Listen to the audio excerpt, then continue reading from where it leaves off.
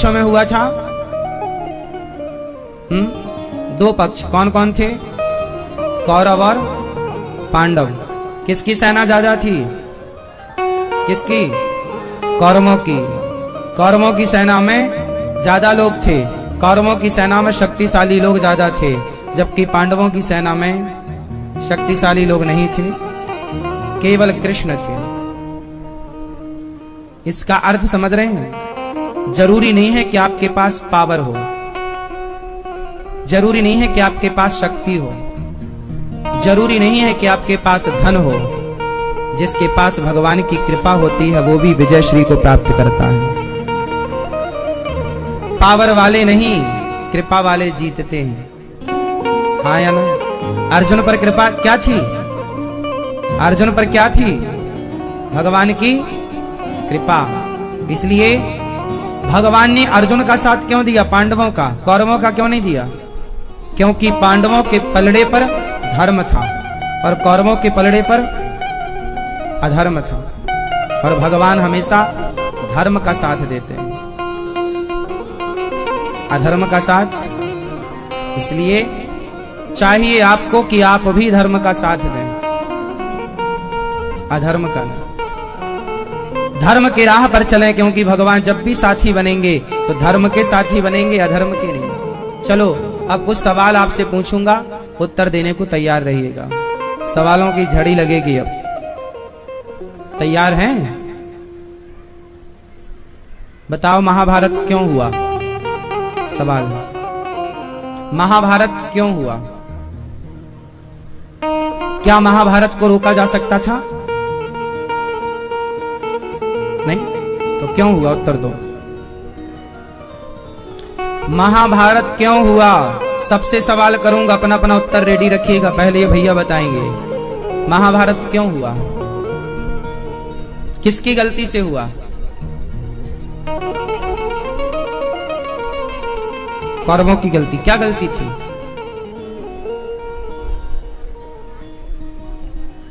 अभी आपसे पूछेंगे तो आप बताइएगा। अब आप बताओ महाभारत क्यों हुआ, किसकी गलती थी?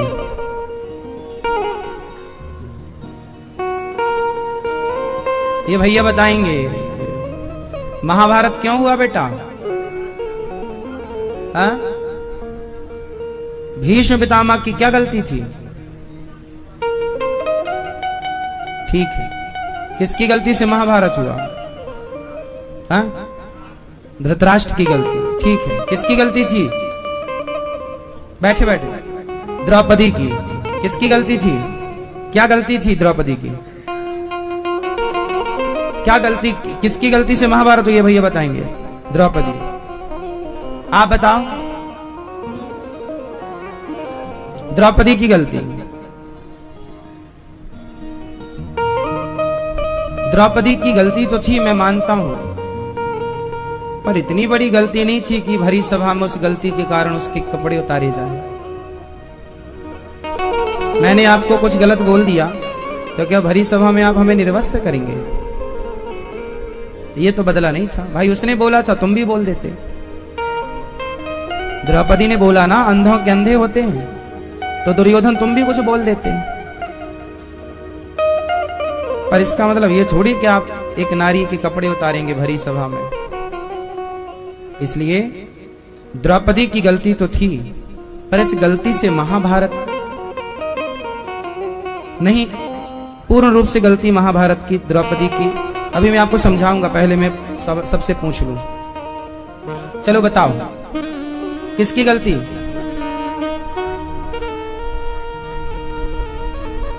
आप बताओ। हाँ? अच्छा, गीता का ज्ञान हुआ इसलिए महाभारत हो गया। वाह, धन्य है आप। कहां थे अभी तक?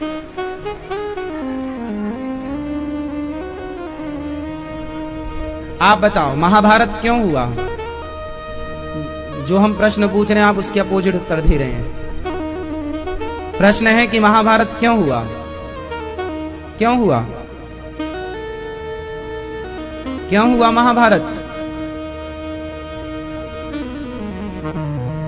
महाभारत क्यों हुआ? हाँ भैया। हाँ? चलो हम बताएं मेरी माँ, सुनो। महाभारत क्यों हुआ? द्रौपदी ने बोला अंधों के अंधे, इसलिए महाभारत नहीं हुआ। महाभारत इसलिए हुआ कि धृतराष्ट्र ने यदि सही बंटवारा कर दिया होता, पांडवों का अधिकार पांडवों को दे दिया होता, कौरवों का अधिकार कौरवों को दिया होता। पांडवों ने मांगा क्या था? 5 गांव। 5 गांव दे देते तो फिर महाभारत कहां होता? गए तो थे भगवान कृष्ण शांति दूत बनकर, 5 गांव दे दो। कहा था दुर्योधन, पांडव लोग ना वनवास से आए हैं, बहुत शक्तिशाली हो गए हैं, तुम पंगा ना लो, उन्हें 5 गांव लौटा दो। दुर्योधन बोला 5 गांव? मैं तो सुई की नोक बराबर नहीं दूंगा। तब भगवान ने बोला, बरसों तक वन में घूम घूम बाधा विघ्नों को चूम चूम सह धूप घाम पानी पत्थर, पांडव आए कुछ और निखर। सौभाग्य न सब दिन सोता है, देखें आगे क्या होता है।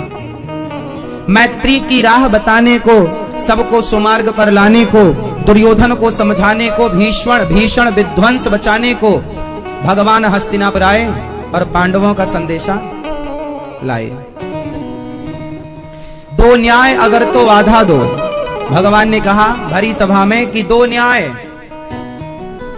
पांडवों को न्याय दो। उनका जो इंद्रप्रस्थ तुमने महाभारत से जुआ से जीत लिया था, वो तुमने बोला था कि जब पांडव 12 साल का वनवास करके आएंगे, 1 वर्ष का अज्ञातवास करके आएंगे, तो हम उनका इंद्रप्रस्थ मतलब आज का दिल्ली इंद्रप्रस्थ का राज्य वापस कर देंगे। तुमने बोला था तो अब वापस करो। भगवान ने कहा 2 न्याय अगर तो आधा दो, पूरा नहीं दे सकते तो एक काम करो, इंद्रप्रस्थ के 2 टुकड़े कर लो, 1 टुकड़ा आप रख लो, 1 टुकड़ा पांडवों को दो। 2 न्याय अगर तो आधा दो, पर इसमें भी यदि बाधा हो तो दे दो केवल 5 ग्राम, बाकी रखो अपनी धरती तमाम, तुम सारी रखो, और पांडवों को सिर्फ 5 गांव दे दो।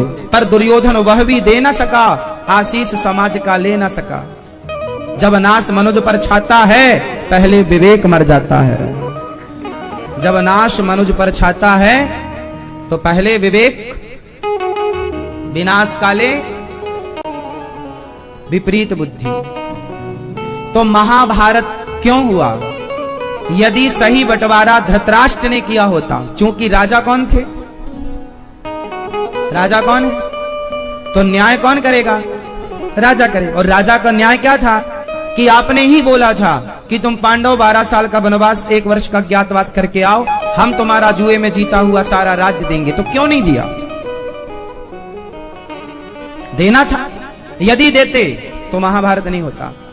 इससे समझ में ये आया कि महाभारत इसलिए हुआ क्योंकि ठीक ठीक बंटवारा नहीं हुआ। समाज में आप सबको चेता रहा हूं, महाभारत की कथा समाज की आंखें खोलने वाली कथा है। जितने बाप यहां बैठ के कथा सुन रहे हैं, ध्यान से सुनना। मरने के पहले आप भी अपने बच्चों का ठीक ठीक बंटवारा करके मरना। यदि बंटवारा लापरवाही की बंटवारे में, तो आपके बच्चों में महाभारत होना निश्चित है। आप भी अपना मरने के पहले बंटवारा कर दो, जीते जी बंटवारा कर दो। पूछ लो बच्चों से, तुम्हें यह पसंद है? तुम दोनों राजी मर्जी से रहो, बंटवारा कर दो। नहीं किया तो महाभारत। और लड़ा कौन? दोनों भाई भाई लड़के मर गए। पांडव और कौरव सगे भाई ही तो हैं, चाचा ताऊ के, कोई पड़ोसी थोड़ी है। एक बाप की संतान है दोनों, मूल में ऊपर। बोलो हाँ भाई। धृतराष्ट्र और पांडु ये दोनों तो एक ही बाप की औलाद हैं। किनकी औलाद है? इनके पिता का नाम बताओ।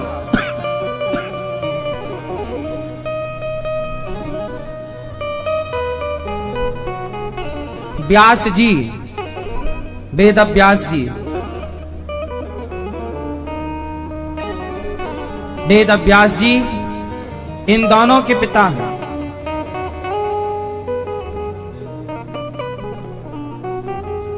व्यास जी किसके बेटा हैं? सत्यवती के।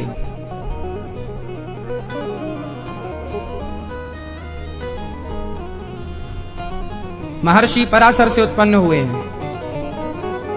फिर सत्यवती का दूसरा विवाह हुआ शांतनु से। शांतनु की पत्नी थी गंगा। गंगा से भीष्म पितामह हो चुके थे, पर गंगा ने कहा था कि यदि तुमने रोका टोकी की तो मैं चली जाऊंगी। तो गंगा मैया ने जितने बच्चे पैदा हों सबको गंगा में डुबा दें। तो आखिरी को रोक दिया कि भाई कोई तो वंश को बढ़ाए। तो भीष्म पितामह रह गए, गंगा पुत्र शांतनु नंदन भीष्म। फिर शांतनु जी का विवाह सत्यवती से हुआ। मत्स्य गंधा भी नाम था उनका, योजन गंधा भी नाम था उनका। फिर सत्यवती से चित्रांगद विचित्रवीर्य का जन्म हुआ। चित्रांगद और विचित्रवीर्य का जन्म हुआ, पर इनमें से एक तो रोग से मारा गया, पर जो एक था विचित्रवीर्य उसके दो विवाह हुए। अंबिका अंबालिका दो पत्नियां आई, पर उनके बच्चे पैदा हो उसके पहले उनके पति की मृत्यु हो गई। तब फिर माता सत्यवती ने अपने बड़े पुत्र का आवाहन किया व्यास जी का, आप आओ और आप अपनी शक्तियों से इस वंश को आगे चलाने वाला कोई बच्चा दो। तो अंबिका से कहा कि जाओ। व्यास जी ने कहा कल जब मैं बुलाऊंगा तो इन्हें मेरे पास भेज देना बहुओं को। तो वो गई। तो वेद व्यास जी का शरीर देखकर, उनका स्वरूप देखकर, उनका तेज देखकर इन्होंने आंखें बंद कर ली। और जब आंखें बंद की तो व्यास जी के स्पर्श से वो गर्भवती तो हो गई, पर व्यास जी ने अपनी मां सत्यवती से कहा कि इनके बच्चा तो होगा, पर आंखें बंद की है इसलिए अंधा होगा। तो दूसरी बहू को तैयार किया, तुम जाओ। तो जब वो गई तो व्यास जी को देखकर बिल्कुल पीली पड़ गई। तो उन्हें बेटा तो होगा पर पीलिया रोग से ग्रसित होगा, पीलिया रोग को ग्रसित होगा, इसलिए उनका नाम पड़ा पांडु। पांडु रोग ही था एक प्रकार का, रोगी बच्चा था, पांडु रोगी थे, इसलिए उनकी। फिर तीसरे को भेजा। एक बार व्यास जी ने कहा अच्छा एक बार और भेजो। तो बहुएं डर गई, बोले नहीं हम तो नहीं जाएंगे। तो उसने अपनी दासी को भेज दिया। तो दासी मस्त, वो तो नाचती कूदती चली गई। और जब गई तो उस दासी से विदुर जी पैदा हुए। उस दासी से कौन पैदा हुए? विदुर जी। कौन हुए? विदुर। तो विदुर, पांडु और धृतराष्ट्र ये तीनों एक बाप के बेटे हैं। माताएं तीनों की अलग हैं पर पिता एक है। तो पांडु के 5 पुत्र हुए। पांडु की 2 पत्नियां थी। पांडु की दोनों पत्नियों के नाम बताओ।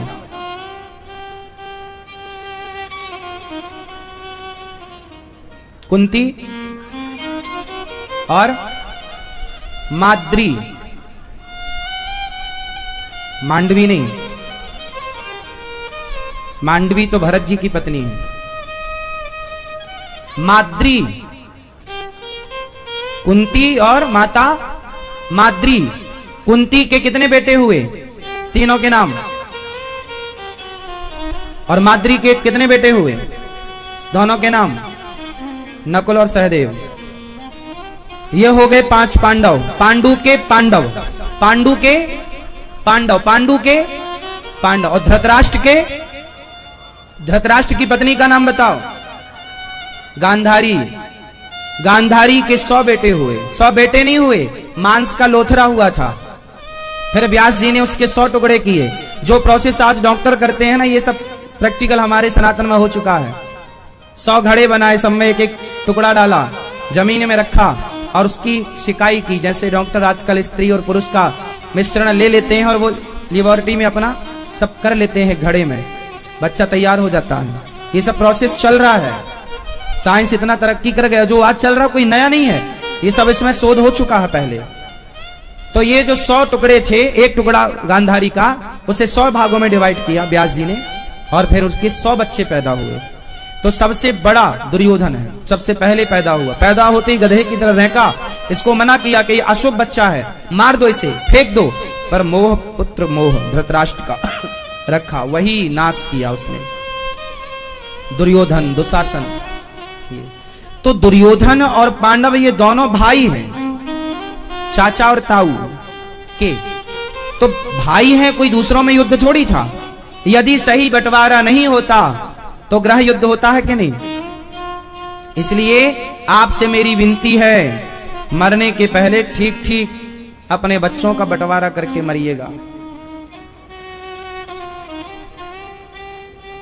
बिल्कुल सही, उनकी राजी मर्जी ले लीजिएगा, राजी मर्जी का साइन ले लीजिएगा। भाई यहां साइन करो, तुम रेडी हो ना। तुम्हारे मरने के बाद कहीं महाभारत की स्थिति उत्पन्न ना हो। तो महाभारत की मूल वजह क्या है? जोर से, जोर से, जोर से।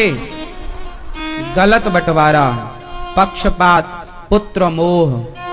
पुत्र मोह में उलझ गए धृतराष्ट्र और सही न्याय ना कर पाए, बंटवारा ठीक ना कर पाए, महाभारत हुआ। दूसरा कारण बताओ, महाभारत का दूसरा कारण कौन बताएगा? ये तो एक कारण था।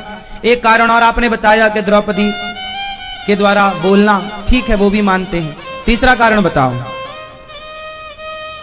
महाभारत का तीसरा कारण।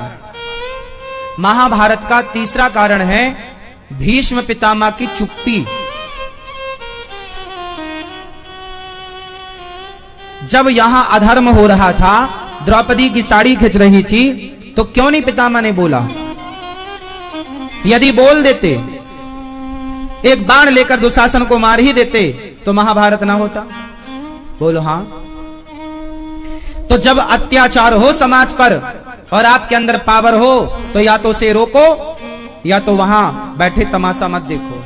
पर पितामह ने ना रोका और ना वहां से गए तमाशा देखा। इसलिए बड़ों की गलती से महाभारत होता है। जब पितामह भीष्म जैसे लोग चुप्पी साधे बैठेंगे और द्रौपदी के खिंचते हुए चीर को देखेंगे, तो महाभारत तो होगा। महाभारत की चौथी वजह क्या थी? महाभारत की चौथी वजह क्या थी? महाभारत की चौथी वजह थी एक नारी का अपमान। द्रौपदी का अपमान ना होता तो महाभारत ना होता। बोलो हां। महाभारत का पांचवा कारण था जुआ। जुआ ना होता तो महाभारत ना होता। महाभारत का छठवां कारण है गांधारी। गांधारी मां है, और जब तुम्हारी औलाद गलत करती है तो जिम्मेदार मां भी होती है। गांधारी ने आंखों की पट्टी उतारी तो है, माता गांधारी को पट्टी उतारना आता है, पर कब उतारी? आखिरी में, जब केवल दुर्योधन बचा। कल आ जाना तू सारे कपड़े उतार के, मैं तुझे देखूंगी, तू वज्र का हो जाएगा। आया दुर्योधन निर्वस्त्र होकर, देखा भी, पर जांघ को ढकवा दिया था भगवान ने, कुछ तो ढक। कथा आप सब जानते हैं। क्या समझ में आया? द्रौपदी, गांधारी ने आंखों की पट्टी दुर्योधन को बचाने उतारी। काश गांधारी ने आंखों की पट्टी द्रौपदी की लाज बचाने उतारी होती तो यह महाभारत ही ना होता। तो छठवीं गलती गांधारी की। क्यों नहीं रोका अपनी औलाद को जब वो गलत कर रहे थे? कहां थी आप? अपने बेटे को बचाने पट्टी उतारे। हाँ हाँ मैं पट्टी हटाऊंगी, है ना। द्रौपदी को बचाने नहीं हटा सकी आप। स्त्रियों की आंखों में पट्टी है। तुम भी मेरी मां समय से अपनी आंखों की पट्टी उतार लेना, वरना तुम्हारे बेटे का पतन होगा तो जिम्मेदार मां भी होगी। जब तुम्हारे बच्चे गलत कर रहे थे तब तुम आंखों में पट्टी बांधकर बैठी थी, गांजा पी रहे थे, शराब पी रहे थे, पराई लड़की के संग घूम रहे थे। मां को सब पता होता है, और नहीं पता तो तुम कैसी मां हो? तुम्हारी औलाद कहां है, क्या कर रही है, तुम्हें सब पता होना चाहिए। क्यों नहीं पता है? यदि तुमने सही परवरिश नहीं की तो माँ बाप भी जिम्मेदार होते हैं। माता शत्रु पिता वैरी ये न बालो न पाठिता, न शोभते सभा मध्य हंस मध्य बको यथा। जो माँ बाप अपने बच्चों को सही संस्कार नहीं देते, वो माँ बाप भी बच्चे के शत्रु हैं। जब भगवान शांति दूत बनकर आए और दुर्योधन ने भगवान का अपमान किया, तो गांधारी आई, कन्हैया हमारे बेटे को माफ कर दो, मैं माफी मांगती हूं अपने बेटे की तरफ से। भगवान ने कहा, मां माफी मेरे से मत मांगो, अपने बेटे से मांगो। गांधारी बोली मैं अपने बेटे से माफी क्यों मांगू? भगवान ने कहा माता यदि तुमने सही वक्त में अपने बेटे दुर्योधन को सही संस्कार दिया होता तो आज वो अपने से बड़ों का इस तरह अपमान ना करता। तुमने सही संस्कार नहीं दिए तो माफी मांगो कि बेटा क्षमा कर दो, मैंने तुम्हें सही वक्त पर सही संस्कार नहीं दिए। ना तो वो भीष्म पितामह का सम्मान करता है, ना तो गुरु द्रोणाचार्य का सम्मान करता है, ना तो भगवान श्री कृष्ण का सम्मान किया उस दुष्ट दुर्योधन ने। तो आपके बच्चे यदि उद्दंड हैं तो जिम्मेदार माँ बाप भी तो हैं, जिसमें विशेष माँ है। बोलो हाँ, जो तुम अपने बच्चों को तुम सिर पर चढ़ाती हो ना मेरी माँ, यही उनके बच्चों के पतन का कारण है। बेटी कितनी सुंदर हो उसे घर घर घुमाना आना चाहिए, और बेटा कितना प्यारा हो उसे सिर पर चढ़ाना आना चाहिए। बेटा है तो तू गलत काम करेगा, बेटा है तो तू किसी महिला के कपड़े उतारेगा भरी सभा में? क्या गांधारी को 2 थप्पड़ नहीं मारना चाहिए था दुर्योधन के गालों में? बोलो ए मेरी माँ, तुम लाठी ले लो एक, तो तुम्हारे बच्चे गलत करें तो 2 जमाना सीखो, और बच्चों को ये सिखाओ कि बड़े जब डांटें तो बड़ों की डांट चुपचाप बर्दाश्त करना सीखें, क्योंकि बड़े यदि आपका भलाएंगे तो ही समाज भली होगी। यदि बड़े छोड़ देंगे लाठी उठाना, बड़े छोड़ देंगे दंड देना, तो नालायक हो जाएंगे बच्चे। आजकल किसी का भय है ही नहीं, भय बिनु हो ही न प्रीत। अपने बच्चों को सिखाओ, अनुशासन जरूरी है घर में। भले बेटा तुम्हारा 50 साल का है पर उसे भी डांटो गलत करे तो, हे बेटा तू गलत कर रहा है। मां का अनुशासन होना चाहिए। जिस घर में बड़ों का अनुशासन नहीं होता वो घर घर नहीं नाश हो जाता है। देख लो ना, दुर्योधन के घर में, धृतराष्ट्र के घर में बड़ों का कोई अनुशासन नहीं था। दुर्योधन इतना नालायक था, किसी की नहीं मानता था। क्यों नहीं मानता था? क्यों नहीं गांधारी 2 थप्पड़ मारती थी? क्यों नहीं धृतराष्ट्र 2 थप्पड़ मारे? क्यों नहीं पितामह ने 2 थप्पड़ मारा गाल में? क्यों रे? भाभी के कपड़े उतारता है? बोलो, 2 थप्पड़ तमाचा मारना चाहिए था ना पितामह को? क्यों रे? भाभी है ना। अब बताओ, दुशासन की, दुर्योधन की रिश्ते में क्या लगती द्रौपदी? बोलो, भाभी कौन है? भाभी मां समान है, मां है, और ये अपनी मां के कपड़े उतार रहे हैं। और गांधारी क्या बोल रही है? बेटा मैं तुझे बचाना चाहती हूं, कल आ जाना, कल कपड़े उतार के आना। देख लो, तुमने दूसरों के कपड़े उतरवाए तो तुम्हारे बेटों को भी कपड़ा उतार के आना पड़ा। जैसी करनी, फिर भी तुम बचा ना पाई, अधर्मी को तुम बचा ना पाओगी, क्योंकि न्याय तो ईश्वर करता है, तुम थोड़ी करती हो। इसलिए लाख आंख से देख रहा है तुझे देखने वाला, सच की खेती कर लो चतुर नर, समय गुजरता जाता।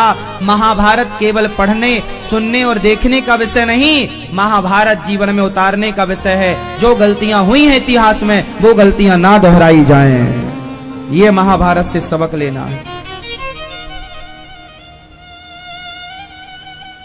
बड़े बुजुर्गों को घर में धर्म का पाठ पढ़ा। मेरे बोल दो बेटा, इस घर में धर्म होगा। अब दादी है, दादा है, और बच्चे तुम्हारे घर में मछली बना रहे हैं, शराब की बोतल घर में खुल रही है, तो तुम बड़े लोगों का होना फिर मर जाओ। इससे अच्छा तुम्हारे होने का मतलब क्या है? यदि तुम्हारी औलाद तुम्हारे होते बिगड़ रही है तो तुम कहां थे? पूछा जाएगा सवाल। क्यों नहीं सुधारा? क्यों तुम्हारे घर में मछली पक रही है? क्यों तुम्हारे घर में मुर्गा कट रहा है? क्यों नहीं रोक रहे हो अपने बच्चों को अधर्म करने से? क्यों नहीं समझा रहे हो? किस बात के बड़े हो, किस बात के बुजुर्ग हो? बड़े बुजुर्गों का धर्म है कि वो समझाएं। और तुम्हारे बच्चे, तुम ये बाद में ना रोना कि महाराज जी हमारे बच्चे सुनते नहीं। क्यों नहीं सुनते? बचपन से क्यों नहीं तुमने 2-2 थप्पड़ जमाना स्टार्ट किया? क्यों सिर पे चढ़ाया? सुनेंगे बच्चे। ऐसे बनाओ, ऐसे संस्कार दो कि तुम्हारे बच्चे तुम्हारी सुने। मंदारी बंदर मदारी की सुनता है या नहीं? बोलो हाँ। बंदर मंदारी की सुनता है या नहीं? मंदारी बोलता है, कैसे जाएगा ससुराल? गाड़ी से जाता है। कहां बैठेगा? नीचे? तो नहीं, बिछाओगे तब बैठेगा। बंदर इतना चंचल है, लेकिन मंदारी की सुनता है। तुम कैसे मंदारी हो? कि तुम्हारे बच्चे तुम्हारे कंट्रोल में नहीं रह पाए? इससे तुम्हारी हार है, सिद्ध हो रहा है कि तुम हारे हुए माँ बाप हो। अच्छे मदारी बनो, बच्चों को कंट्रोल में रखो। कंट्रोल में है नहीं तो फिर माँ बाप काहे के? ऐसे बच्चे पैदा करके छोड़ना था तो सुअर लोग तो ऐसे छोड़ देते हैं, जाए जहां जाना हो। संस्कार देना है। क्या देना है? वरना शास्त्र तुम्हें शत्रु कहता है। माता शत्रु पिता वैरी ये न बालो न पाठिता। जो बच्चे माँ बाप की बात नहीं मानते, मनमाना आचरण करते हैं, वो माँ बाप शत्रु हैं अपने बच्चों के, कि सही वक्त पर सही संस्कार नहीं दिया, बड़ों का आदर करना नहीं सिखाया। ऐसी समाज ना अपना कल्याण कर सकती है ना औरों का। ठीक है, तो महाभारत होने के बहुत सारे कारण और भी हैं। हर बिंदु पर बहुत सारी बातें हो सकती हैं, हर बिंदु से बहुत सारा ज्ञान का मक्खन निकाला जा सकता है। इसलिए जितना आप समझ पाओ उतना बहुत है। तो महाभारत ना हो इसके लिए मैंने इतनी सारी बातें बताई। बताओ, गांधारी दोषी है या नहीं? पिता धृतराष्ट्र दोषी है या नहीं? भीष्म पितामह दोषी है या नहीं? स्वयं दुर्योधन दोषी है, हाँ या ना? पांडव भी दोषी हैं। पांडव इस बात के दोषी हैं, जुआ क्यों खेला आपने? क्यों खेला आपने जुआ? दोषी धर्मराज युधिष्ठिर भी हैं, क्यों खेला आपने जुआ? और जुआ खेला था तो फिर दुर्योधन के पास से शकुनी फेंक रहा था, तो फिर आप भी पास से फेंकने के लिए कृष्ण को बुला लेते, भगवान को बुला लेते, भगवान तुम्हें हारने ना देते। तुम भगवान को भूल गए इसलिए हार गए। जब पांडव जुआ खेलने आए तो उन्होंने भगवान को याद नहीं किया, और जब जब भगवान को भूलोगे हार जाओगे, और जब जब भगवान को याद करोगे जीत जाओगे। महाभारत जीत गए क्योंकि याद कर लिया, जुआ हार गए क्योंकि भूल गए। हाँ या ना? किस किस को बात समझ में आई? क्या समझ में आया आपको?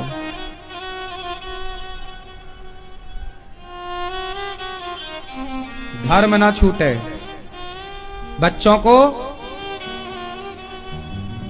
आजाद नहीं, कान पकड़ के रखो, और इतना संस्कार दो कि मैं कान पकड़ूं मां को। और मैं हर बच्चे से निवेदन करूंगा, अपनी मां को अपने बाप को कान पकड़ने का अधिकार दे के रखना, डांटने का अधिकार दे के रखना। आजकल बच्चे अपने माँ बाप से ये डांटने का अधिकार छीन लेते। तुम हमें डांट नहीं सकते, क्यों नहीं डांट सकते? डांटेंगे। आपका बूढ़ा बाप आपको चाहे तो डांटे और आपको चाहे मारे, आपको चुपचाप उसकी डांट भी सुननी चाहिए और चुपचाप उसके 2 थप्पड़ भी खा लेने चाहिए, उसका अधिकार है। 2 जूता भी मारे बाप तो बाप का अधिकार है जूता मारने का। क्या कहते हैं आप? बोलो हाँ। 2 जूता खाने को तैयार हो बाप के? हाँ या ना? आपसे पूछ रहे हैं, पीछे आपसे। हाँ, यदि बाप मारेगा, वैसे आपके पिता बहुत अच्छे, फिर भी यदि बाप 2 जूता मारेगा तो आप सह लोगे? हाँ, बाप को ही अधिकार दिए रखिएगा। हर बेटे को अपने बाप को ही अधिकार दिए रखना चाहिए कि तुम हमें जितना जी चाहे डांटो, हम बुरा नहीं मानेंगे। इससे घर में खुशहाली बढ़ती है। माँ बाप को उनका अधिकार दिए रहना। आजकल होता क्या है, बच्चे अपने माँ बाप के मुंह पे ताला लगा देते, तुम कुछ बोल नहीं सकते, कुछ डांट नहीं सकते, कुछ नहीं। क्यों नहीं भाई? माँ है, उसको दे दो अधिकार, डांटो जितना जी करे। माँ को पूरा अधिकार होना चाहिए, हमें डांट सकती है। बाप को पूरा अधिकार होना चाहिए, हमें 2 जूता मार सकता है। मैया क्या बोलती तू? सही है? आप डांट पाती हो घर में बच्चों को? क्यों? ये गलती भी आपकी है।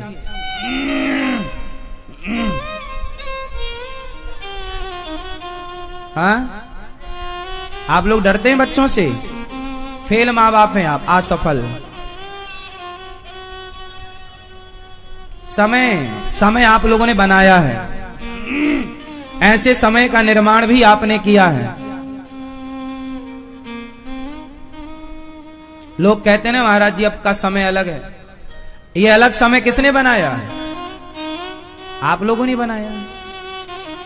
समय का निर्माण भी तो आपने किया है। इस माहौल का निर्माण करने वाला कौन है? हम ही तो हैं। क्यों बनाया ऐसा माहौल? क्यों पुरानी परंपराओं को भुला दिया? जब आपकी बेटी मांग नहीं भरती तो आपने क्यों नहीं टोका? चूड़ी नहीं पहनती क्यों नहीं टोका? एक दिन नहीं टोकोगे, दूसरे दिन आप टोकने के अधिकारी नहीं है। पहले दिन ही टोकना था। जब बेटा गलत कर रहा, मुर्गा खा के आया, मछली, क्यों नहीं टोका? अरे महाराज जी आजकल तो माहौल ऐसे, क्यों? जमाना जाए चूल्हे में, पर तुम अपने घर का माहौल तो संवार के रखो। भगवान कृष्ण ने पांडवों का ठेका लिया है, दुर्योधन का नहीं लिया। तुम जाओ अपने अपने का ठेका लो, संस्कार दो। जो भगवान की शरण में रहेगा भगवान उनका ठेका लेंगे।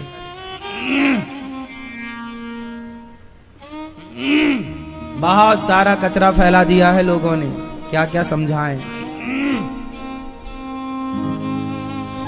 महाभारत के युद्ध में 99 कौरव मारे गए, दुर्योधन भी मारा गया, जंगा तोड़ दी। अच्छा, महाभारत के युद्ध में धर्म हुआ था या अधर्म? ये धर्म युद्ध था या अधर्म युद्ध था? जोर से। धर्म क्षेत्रे कुरुक्षेत्रे, है तो धर्म युद्ध। कौन सा युद्ध है ये? जोर से। धर्म युद्ध। लेकिन हुआ क्या इसमें? अधर्म। क्या धर्म हुआ बताओ? क्या धर्म हुआ?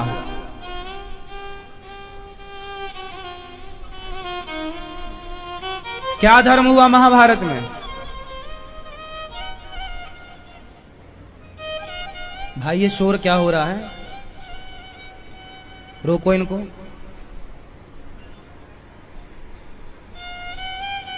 ठीक है,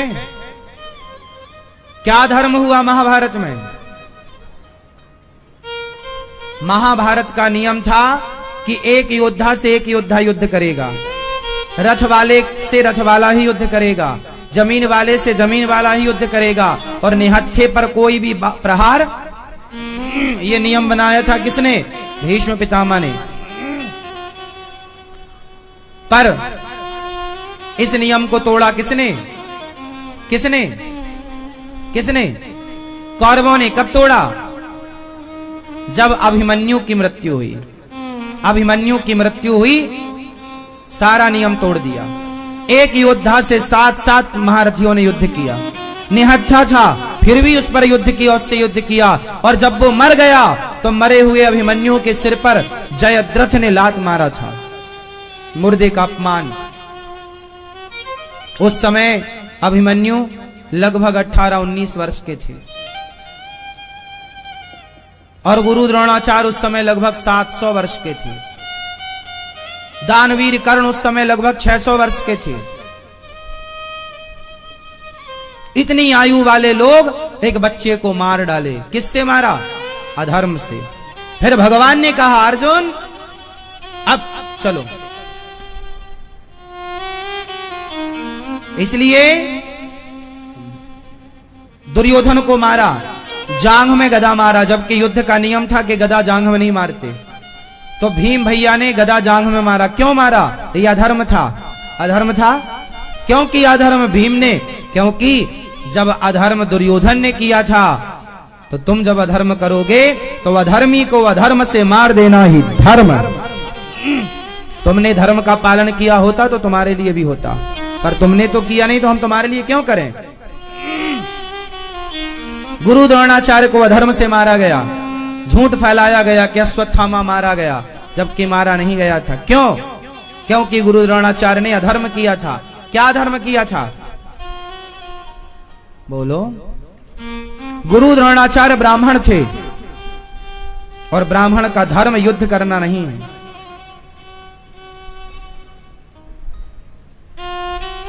अधर्म था। निर्दोष लोगों को बाणों की वर्षा करके गुरु द्रोणाचार्य मारे जा रहे थे।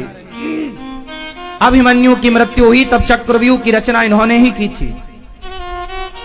गुरु द्रोणाचार्य ने अधर्म किया, एकलव्य ज्यादा पढ़ लिख गया तो उसका अंगूठा मांग लिया, क्या यह धर्म नहीं था? तुमने अंगूठा काटा तो धृष्टद्युम्न ने तुम्हारा सिर काट दिया, हिसाब बराबर, जैसे को तैसा। ईश्वर के घर देर है साहब, पर न्याय होगा। अंगूठा कटवाया था तो सिर कटवाया। बोलो हाँ। एकलव्य का क्या काटा? जोर से, क्या वो धर्म था?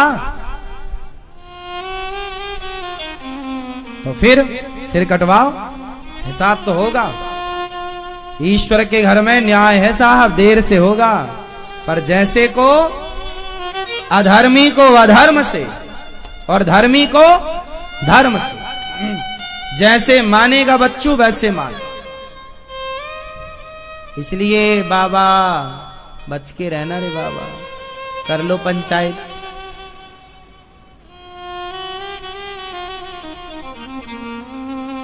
मैया तो महाभारत में जो अधर्म हुआ वो अधर्म भी धर्म था, क्योंकि ये लोग धर्म के योग्य थे ही नहीं। अच्छा एक बात बताओ,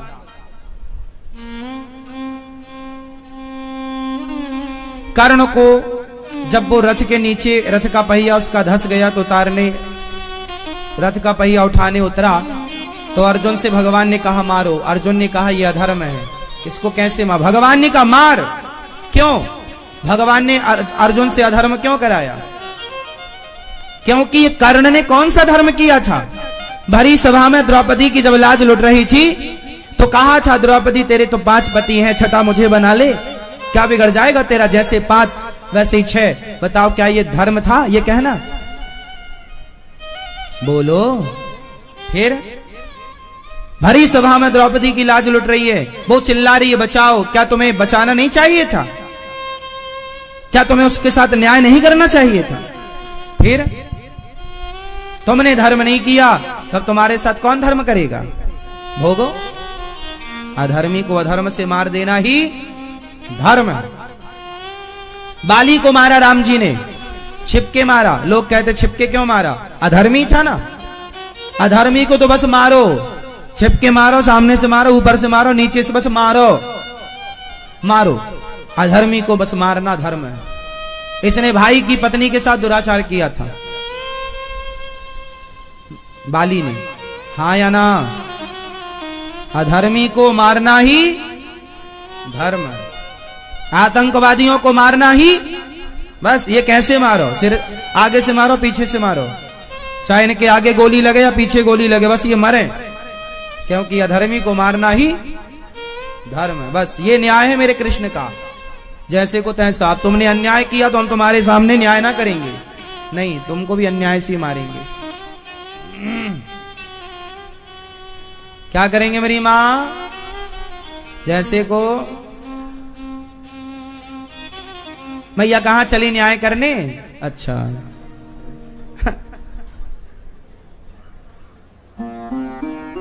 हमें लगा न्याय करने चली मैया, चलो हम करे आते अभी न्याय।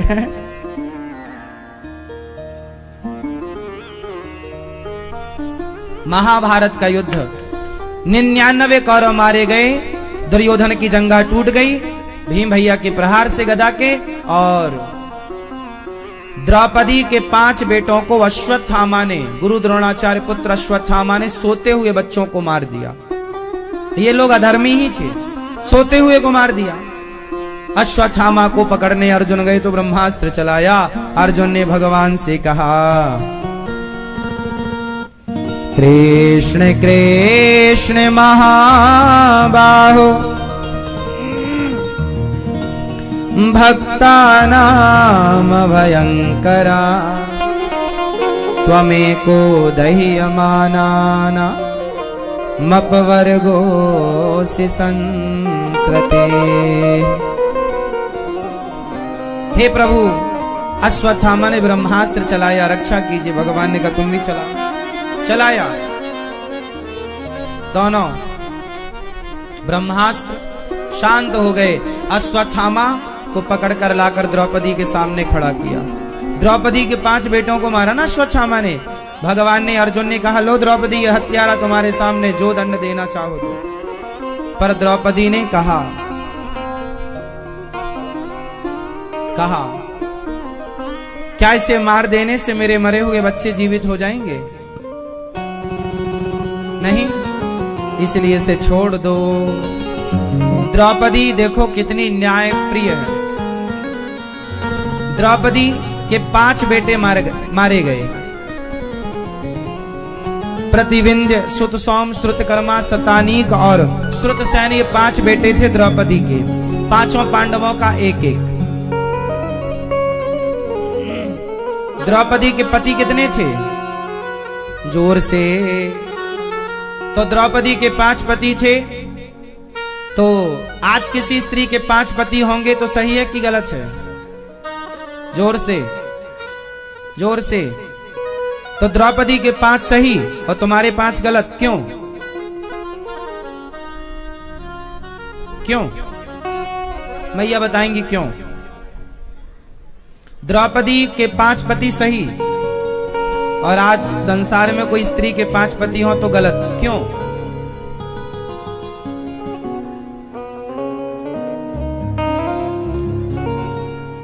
हाँ,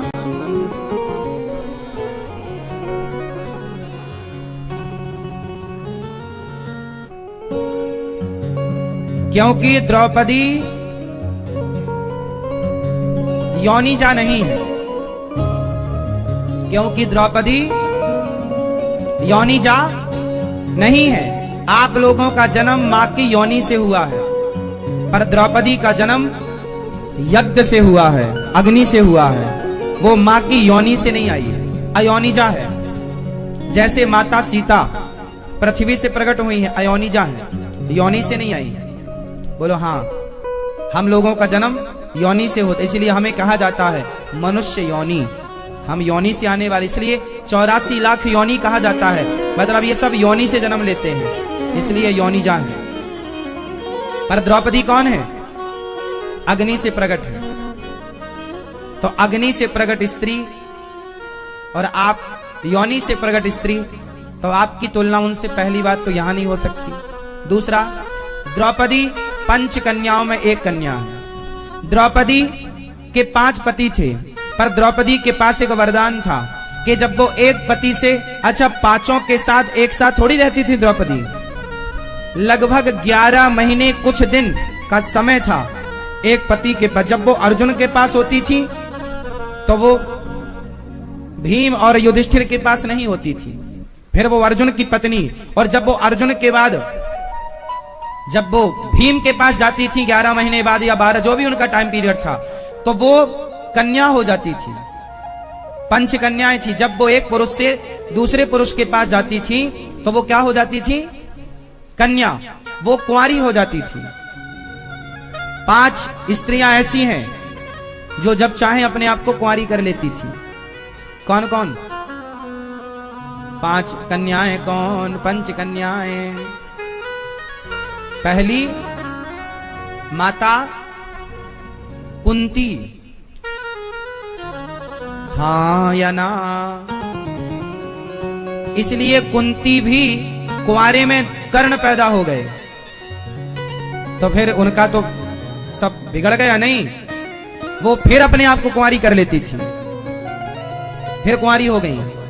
कुंती, द्रौपदी, मंदोदरी, तारा, और 5वीं का नाम आप माता अहिल्या। 5 कन्याएं हैं। तो इन स्त्रियों से आप अपनी तुलना मत कर लेना, क्योंकि इन स्त्रियों को ये 5 कन्याएं कही जाती हैं। तारा बाली की पत्नी, मंदोदरी रावण की पत्नी। रावण की पत्नी मंदोदरी भी जब अपने पति के पास जाती थी तो कुंवारी होकर जाती थी, कुंवारी हो जाती थी।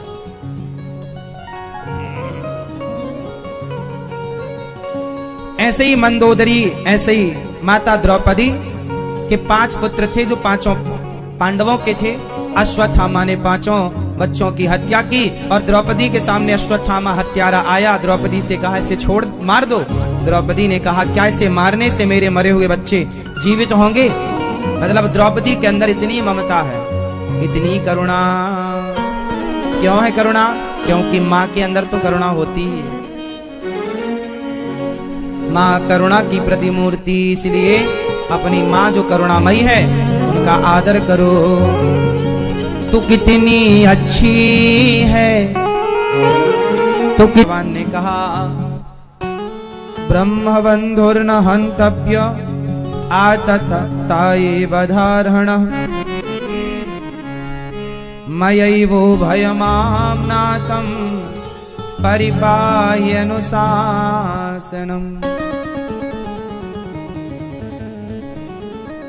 अश्वत्थामा के सिर की मणि निकालकर भगवान ने बोला ब्राह्मण को मारो मत, आतताई को छोड़ो मत। सिर की मणि निकाल के भेजा। अश्वत्थामा ने उत्तरा के गर्भ को नष्ट करने के लिए ब्रह्मास्त्र चलाया। उत्तरा शरण में आई, पाहि पाहि महायोगिन देवदेव जगत्पते नान्यं त्वद्भयं पश्ये यत्र मृत्यो परस्परम्।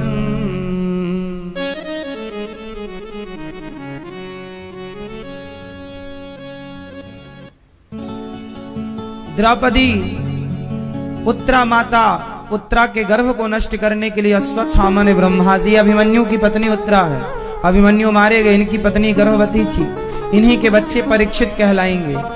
पर इनके बच्चे को पेट में ही अश्वत्थामा ने मारना चाहा।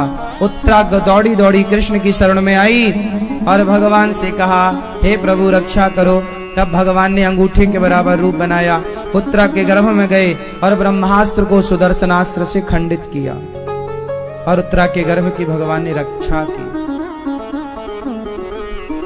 उत्तरा के गर्भ की रक्षा हुई है। भगवान की शरण में ही जाना चाहिए। कोई हमारी रक्षा करने वाला नहीं है, केवल भगवान। इसलिए एक भरोसे एक बल, एक आस विश्वास, एक राम घन श्याम हित चातक तुलसीदास। एक भगवान के भरोसे। भगवान द्वारिका जाने लगे। कुंती बुआ ने कहा प्रभु आज मैं आपसे कुछ मांगना चाहती हूँ। आज कुंती बुआ ने भगवान से कुछ मांगा। बताओ क्या मांगा? क्या मांगा? क्या मांगा? दुख। दुख भी कोई मांगता है? क्यों मांगा दुख? हे प्रभु हम सुखी हो जाएंगे तो आपको भूल जाएंगे, हमें तो ऐसी कृपा करो कि हे नाथ हम आपको कभी भूलें ना, बस ऐसी कृपा करो। दुख में सुमिरन सब करें, सुख में करें न कोई। जो सुख में सुमिरन करें सो दुख काहे को होय। ऐसे सुख पर पत्थर पड़े जो कृष्ण हृदय से जाए। बलिहारी वा दुख की जो पल पल नाम जपाए। कुंती बुआ ने दुख मांगा मीन्स प्रभु की याद मांगी। हे प्रभु मैं आपको कभी भूलूं नहीं, इसलिए भगवान को याद रखो। भगवान को भूल जाना ही दुख है और भगवान को याद रखना ही सुख है। कुंती बुआ ने प्रभु को मांगा, भगवान ने अपने आप को दिया। भीष्म पितामह बाणों की सैया पर लेटे हैं। भगवान पितामह पर कृपा करने गए। पितामह वामन 300 बाणों की सैया पर लेटे हैं। पांडव गए, भगवान ने कहा पितामह कुछ इन्हें आशीर्वाद दो। द्रौपदी पांडव वहां खड़े हैं और पितामह भीष्म कह रहे हैं हे अर्जुन जीवन में कभी बुरा मत करना, बुरा देखना मत, मैंने बुरा होते देखा, देखो परिणाम। बुरा मत करना तुम, बुरा मत बोलना, बुरा मत। द्रौपदी हंस पड़ी, पितामह आप कह रहे हो बुरा मत देखना, तो जिस सभा में मेरी साड़ी खिंच रही थी आप थे, तो आपने क्यों देखा? द्रौपदी ने सबको बुलाया। अच्छा ये बताओ, द्रौपदी ने बुलाने में देर लगाई थी या कृष्ण ने आने में? मैया, कृष्ण ने आने में या बुलाने में द्रौपदी ने?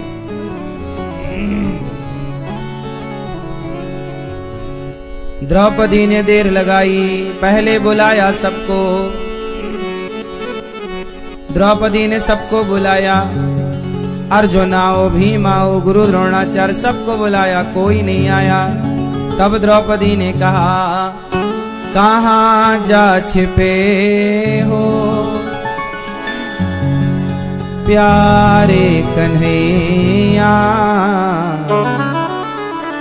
यहाँ लाज मेरी लूटी जा रही है।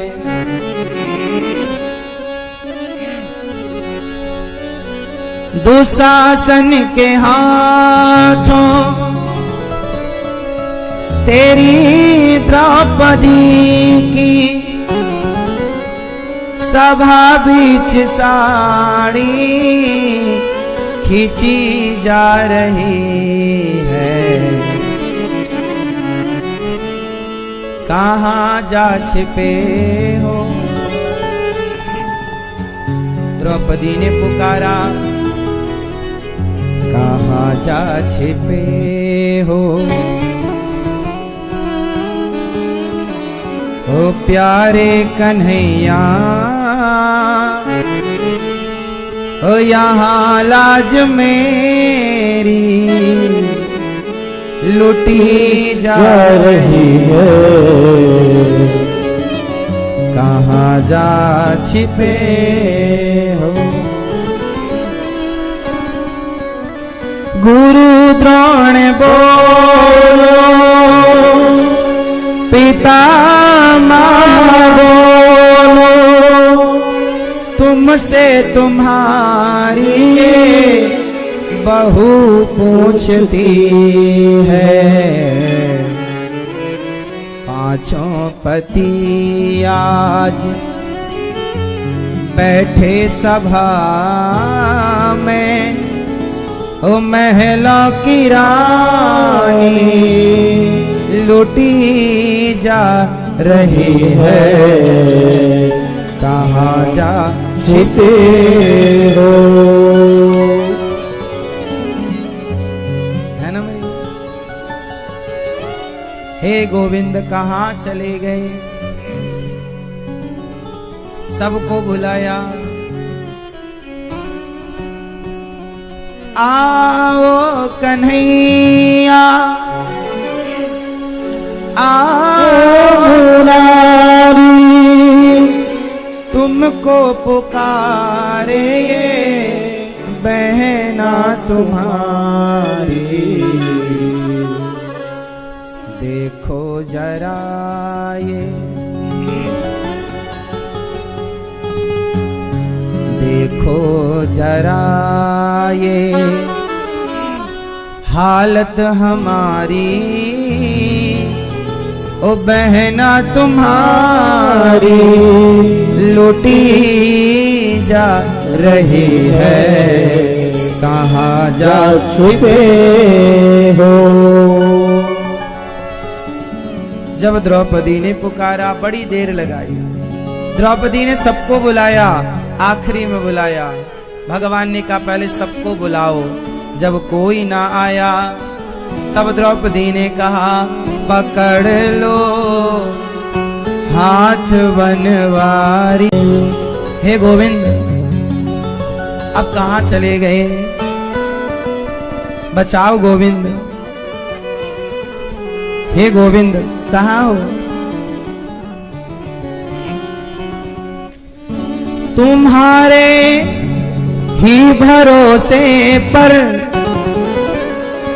जमाना छोड़ बैठे हम।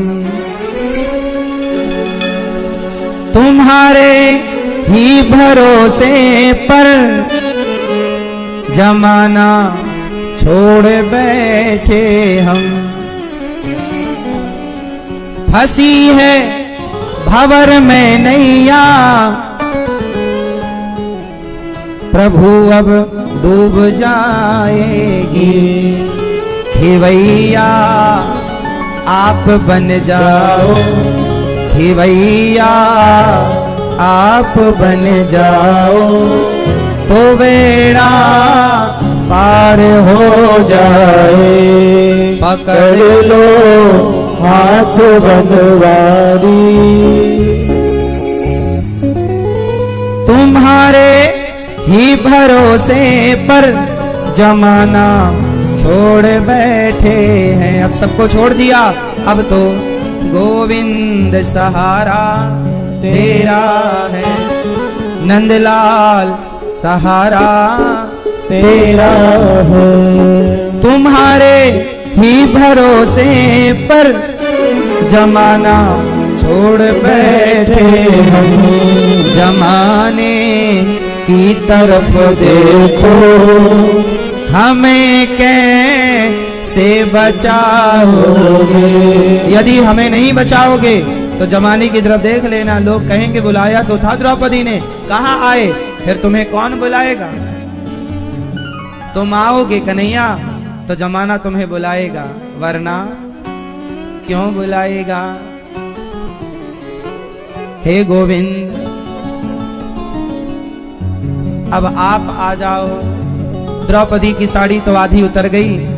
दुशासन बहुत बलवान था। जब द्रौपदी ने पुकारा कि गोविंद सहारा तेरा है, गोपाल सहारा तेरा है, गोविंद सहारा तेरा है, गोपाल सहारा तेरा है। जब पुकारा तो साड़ी बनकर खिंच गए गोविंद। ढेर लग गया साड़ी का। दुशासन बोला कि साड़ी भी नारी है कि नारी भी साड़ी है कि साड़ी ही की नारी है कि नारी ही की साड़ी है। द्रौपदी बोली मूर्ख, तू नहीं समझ पाया, ना तो यह साड़ी भी नारी है, ना नारी भी साड़ी है, ना साड़ी ही की नारी है, ना नारी ही की साड़ी है। ये तो वृंदावन बिहारी है जो चीर बनकर खिंचा जा रहा है, खिंचा जा रहा है, खिंचा जा रहा है। आए भगवान। विश्वास नानी और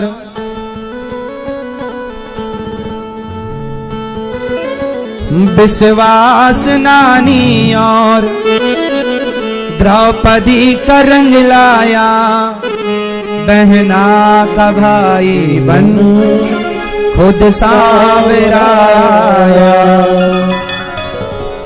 बहना का भाई बन खुद सावरा आया। इज्जत जमाने में शर्मशार नहीं होगी, इज्जत जमाने में शर्मशार नहीं होगी। पूरा है भरोसा मेरी हार नहीं होगी, पूरा है भरोसा मेरी हार नहीं होगी। सावरे जब तू मेरे साथ है, सावरे सर पे तेरा हाथ है।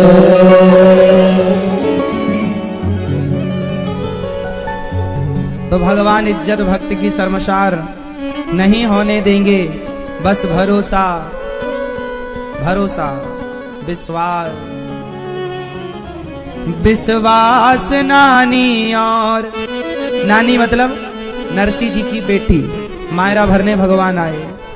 विश्वास नानी और द्रौपदी का रंग लाया, बहना का भाई बनूं खुद सांवरा आया वो आएंगे। शबरी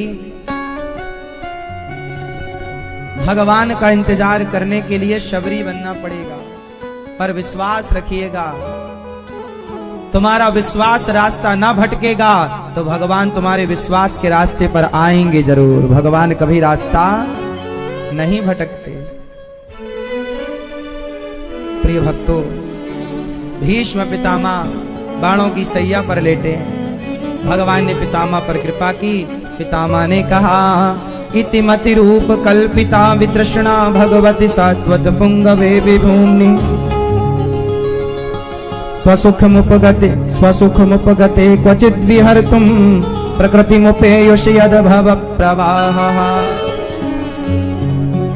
इति मति रूप कल्पिता वितृष्णा, हे प्रभु मेरी मति बिल्कुल निष्काम हो गई है, इसे स्वीकार कर लीजिए।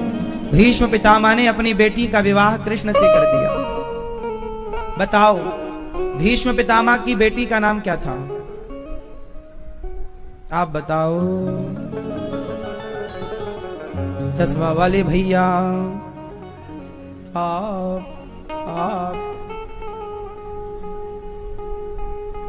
आप बताओ सरकार। पितामह की बेटी का क्या नाम था? क्या मैया भैया बताएंगे? बताओ क्या नाम था? नहीं बताओगे क्या? गुस्सा हो क्या? क्यों गुस्सा हो? हमसे यही बता दो।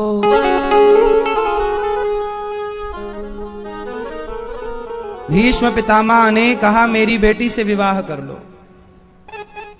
मैया क्यों पंचायत कर रही हो माँ? क्यों नहीं सुन रही हो?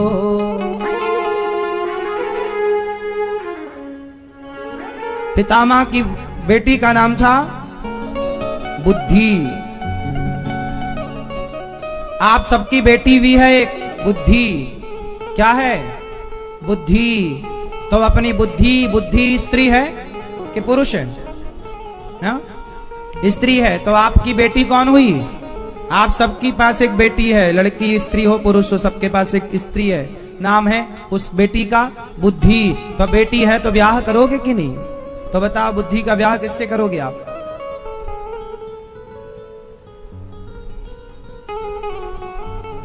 किससे करोगे शादी?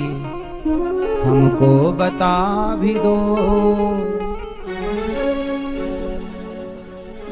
किससे करोगे शादी? हमसे बता भी दो। अच्छा घर लेके आए हैं, उससे करा भी दो। कौन बढ़िया रिश्ता लेके आए हैं? कहो तो बताएं। आप सब लोग अपनी बुद्धि का विवाह किससे करेंगे? अपनी बुद्धि रूपी बेटी का विवाह किससे करेंगे? श्याम सुंदर से कर दो। भगवान ही इसका बढ़िया वर है। अपनी बुद्धि भगवान से ब्याह दो, ताकि हर क्षण आपकी बुद्धि प्रभु के चरणों में लगी रहे। हाँ मैया, किससे करोगी शादी? भगवान से किसकी शादी करोगी? ताकि बुद्धि सदा प्रभु के चरणों में लगी रहे। सदा मन बुद्धि कहाँ लगी रहे? चरणों में लगी रहे। सदा देखती रहे प्रभु को।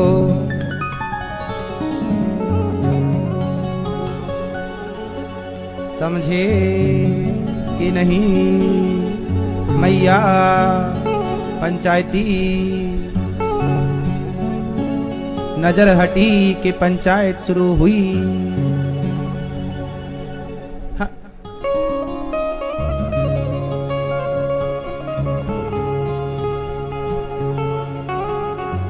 मैया सो नहीं रही हो कि सो रही हो? जाग रही हो मेरी माँ? हाँ, नींद आए तो बता ना, लोरी सुनाएंगे।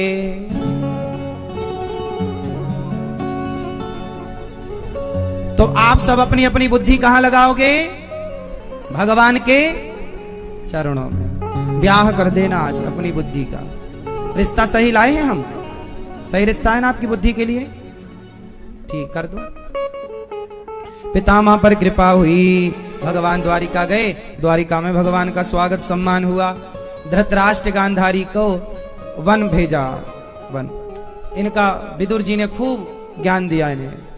धृतराष्ट्र गांधारी को वैराग्य नहीं हुआ, टुकड़े खा रहे हैं। भीम ऐसे, धृतराष्ट्र को भीम भाई ऐसे रोटी देते हैं, बुढ़ा ये खा ले। अच्छा, भीम ना रोटी ऐसे फेंक के देते हैं, धृत है बुढ़ा खा। ऐसा तरीका सही था भीम का? गलत था? जोर से, जोर से गलत था। क्यों? ये इसी लायक नहीं थे? तुम्हारी करनी भी तो अच्छी होनी चाहिए ना, अच्छी रोटी खाने के लिए। तुमने सारी जिंदगी पांडवों के संग अधर्म किया है। जिन पांडवों को लाक्षागृह में बंद करके मारने का प्रयास किया, जिस भीम को जहर देकर मारने का प्रयास किया, जिनकी पत्नियों की इज्जत तुमने भरी सभा में लूटनी चाहिए, उनसे तुम कैसी उम्मीद करोगे? वो तो रोटी दे रहा था भीम, ये तो कुत्ते की तरह रोटी लेने के भी अधिकारी नहीं थे। रो रहे हैं, विदुर विदुर वो भीम हमें ना ऐसे रोटी देता फेंक फेंक के। विदुर जी डांट रहे हैं, तुम इसी लायक हो बुढ़ा, तुम इसी लायक हो।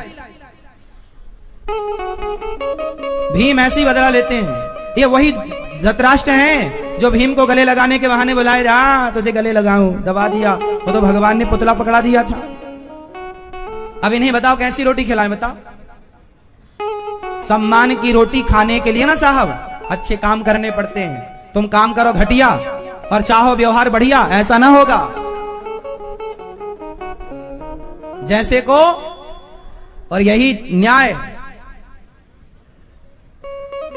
तुमने कौन सा अच्छा किया कि तुम्हें सम्मान की रोटी दें? अपनी करनी भी तो देखो। तुमने अत्याचार किए, आग बोई है तुमने, अब काटो। पेड़ बोए बबूल का, तो हम कहां से आए? अब रो रहे हो कि भीम हमें रोटी फेंक के देता है। तुम तो इस लायक भी नहीं हो कि रोटी मिले तुम्हें। क्यों मेरी मां, क्या कहती हो आप? भाई सामने वाले के कर्म अच्छे हैं, जहर दे के मारना चाहा, जिनकी पत्नी का भरी सभा में अपमान किया, अब उनसे ये रोटी मांग रहे। कैसी?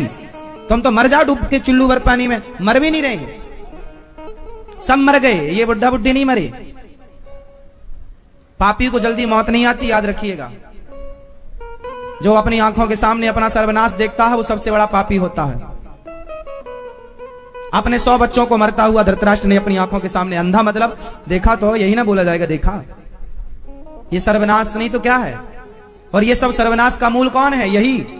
जब द्रौपदी की साड़ी खिंच रही थी तब बड़ा मजा आ रहा था। हाँ दुर्योधन उतारो, हाँ दुशासन लाओ, खींच के बुला रही है द्रौपदी बचाओ, तब कान बहरे थे। अब भोगो, ईश्वर के घर देर है। हाँ यही मिलता सब कुछ। बच के रहना रे बाबा। जो सासें बहुएं पर बहुत अत्याचार करती है ना, पर बहुएं भी भीम टाइप की रोटी फेंक फेंक के देती है, ले बुढ़िया। इसलिए तुम भी अपने पावर का मिसयूज मत करना। समय अच्छा है तो अच्छे से रहना, सम्मान करना बहू का, बेटी की तरह आदर करना। एक दूसरे दोनों से रिश्ते चलते हैं साहब। हम तुम्हारा आदर करेंगे तुम हमारा करोगे, हम तुम्हारा अपमान करेंगे तो तुम हमारा सम्मान ना करोगे।